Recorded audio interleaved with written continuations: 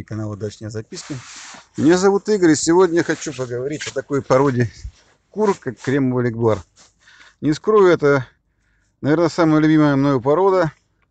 Долго очень искал инкубационное яйцо. Привезли мне его из Твери. Есть там заводчик. Зовут его Сергей. Сергей, привет, если видишь этот ролик. Если рассказать об истории создания этой породы, то, в принципе, те породы, которые участвовали в ее создании, зашифрованы в названии, собственно, этой породы. Легбар,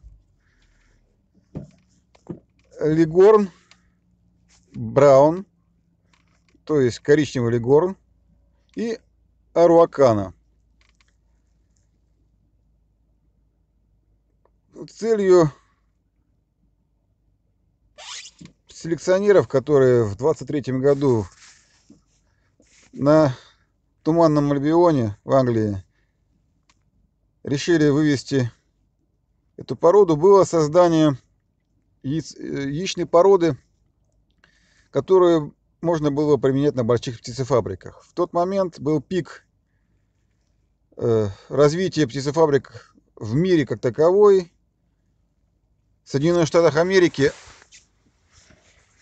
создавалось большое количество птицефабрик с тем, чтобы дать чернокожим американцам работу, одновременно накормить этих самых чернокожих американцев. Ну и, глядя на Америку, в Европе в том числе, задумались о том, чтобы разводить кур промышленно. По большому счету, до этого, в 19 веке и более ранние периоды,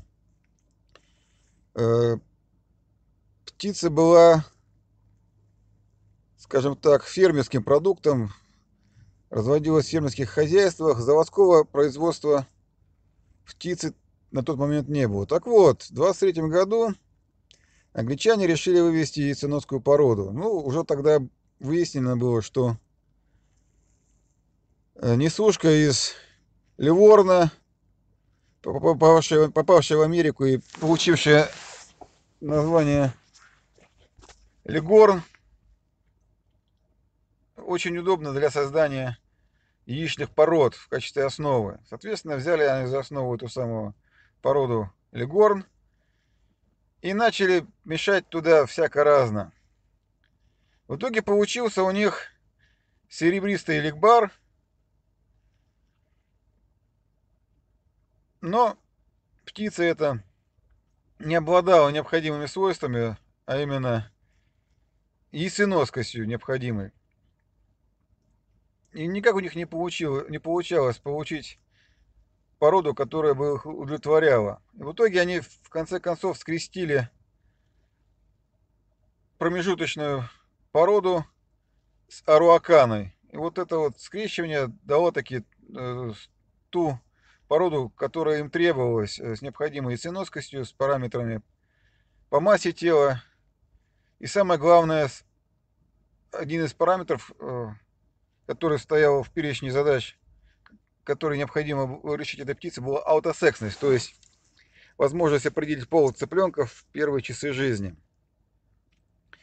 Но была небольшая особенность у этой птицы. Она несла яйцо голубого цвета. Тут сыграла роль то, что при создании данной породы использовалась такая порода, как аруакана. А по поводу аруакана еще отдельный экскурс в историю. Дело в том, что если копать вглубь веков, то когда Христофор Колумб в 16 веке прибыл в Америку, у него было хобби, он отлавливал всех удивительных животных, обитавших на американском континенте, а их там было достаточное количество, уже не говорим о утконоса. Обычный индюк для них был в диковинку, ламы и так далее, морские свинки. В общем, всю вот эту вот диковинную живность он отвозил ко двору монарха испанского, при котором был зверинец, куда всю эту птицу размещали. Ну, скажем так, все это было время, но тем не менее, когда он прибыл в Америку, кто не в курсе, место, куда пристали корабли Колумба, было территорией американского племени Аруакана.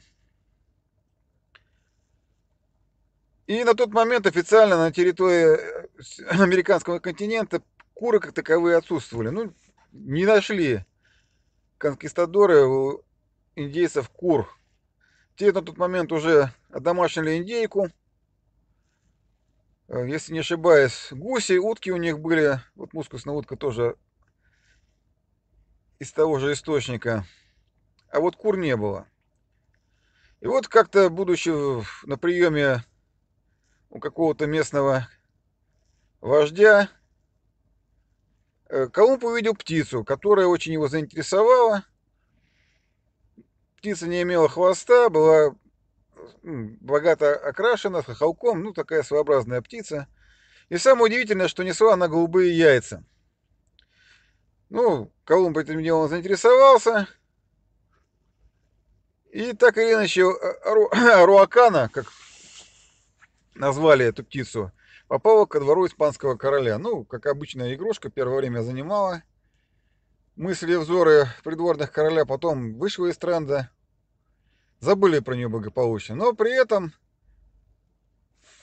птица-то была, куда ее девать? Посадили ее к обычным курам. И тут оказалось, что куры это, точнее, Аруакана это неплохо себе спаривается с обычными курами. Выяснилось, что вот, несмотря на то, что это чудо-юдо такого вида, кому интересно будет, посмотрите в интернете, не хочу чужие фотографии укладывать. Но Аруакана это такой круглый шарик из перьев. Без гребня, без хвоста, но на самом деле это курица.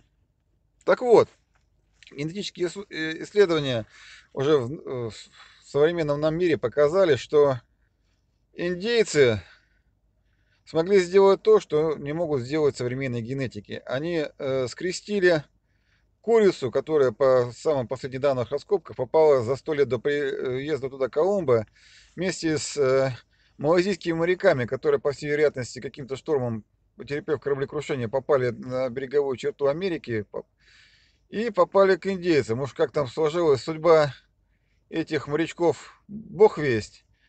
Но куры туда попали.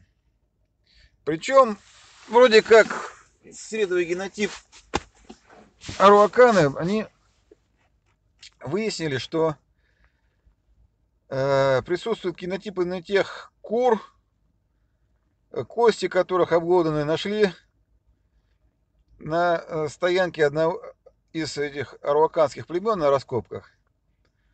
И, соответственно, именно вот малайзийская эта курица там была. А вот вторая ДНК, которая присутствует, вторые элементы, которые присутствуют в ДНК этой самой аруаканы, принадлежат другой птице. И там до сих пор идут споры, там эта цепочка похожа как на цепочку фазана, которая обитает в тех местах, тоже несет такое же цветное яйцо. Но более всего к цепочке ДНК птицы Тинаму. Это дальний родственник страуса, измельчавший, который обитает на территории американского континента. И вот, судя по всему, все-таки индейцы умудрились скрестить курицу с этим самым Тинаму. Хотя не исключен вариант, что там побывал еще и фазан. То есть они вообще там превзошли современных генетиков в разы. Уж не знаю, с помощью чего там, бубна шамана, там, жертвоприношения или чего, но у них это получилось. Так вот, Ликбар перенял от Аруакана, участвующий в его создании, цвет яйца и также некоторые черты, присущие именно яйцу Аруакана. Там несколько больший желток по объему, нежели у курицы обычной. И если мне не изменяет память, содержание некоторых элементов непосредственно в белке и желтке яйца Ликбара отличается от яйца обычной курицы, более богатым содержанием каких-то элементов. Ну, в общем, скажем так, более полезно, что ли. Вот. Ну, я на анализ яйцо это не сдавал.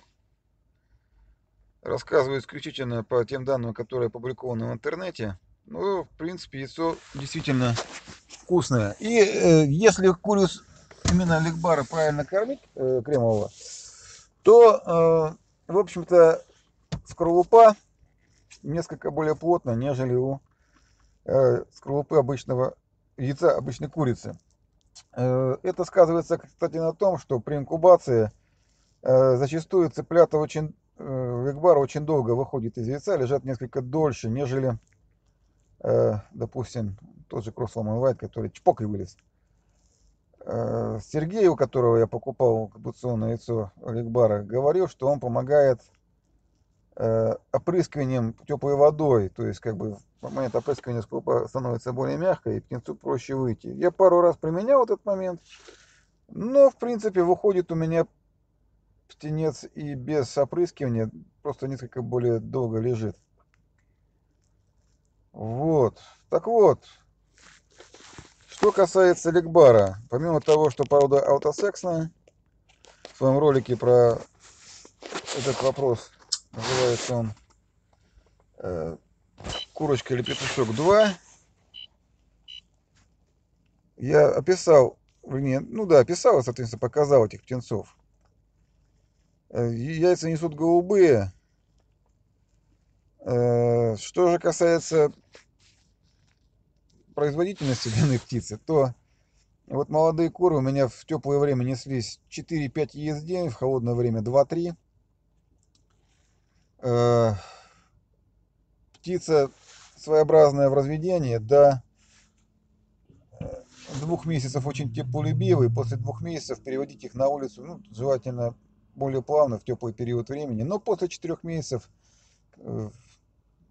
скажем так, адаптируются к климату и спокойно, даже более легко переносят перепады наших температур, чем некоторые кроссы яичные, тот же Woman White. Очень мирная, спокойная птица. Петухи этой породы, на удивление, терпят именно петухов своей породы в стаде. Всех других убивают нещадно, не боятся никого и ничего. Даже на хозяина могут кинуться, если, скажем так, увидишь, что ты полез в гнездо или там курицу каким-то образом с его точки зрения обижаешь.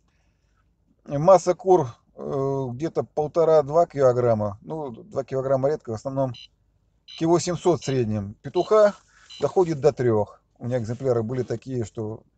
Ну, не 3, 2 700 точно. Мясо вкусное.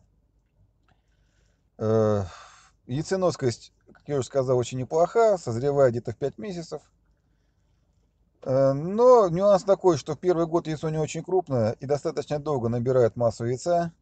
На второй год, в принципе, порядка 60 грамм яйцо весит. Первый год, ну да, яйцо достаточно мелкое, где-то от 45 до 55 грамм, в зависимости от того, как правильно была выращена курица. Ну, инкубировал я и 45-граммовые яйца. Получается вполне себе активная молодежь, которая вырастает в взрослую, нормальную, сформированную птицу. Вот как-то так, предварительный рассказ о ликбаре. Потом я надеюсь снять еще пару роликов про него. Очень мне она интересна, эта птица. Спасибо за внимание, до следующих встреч.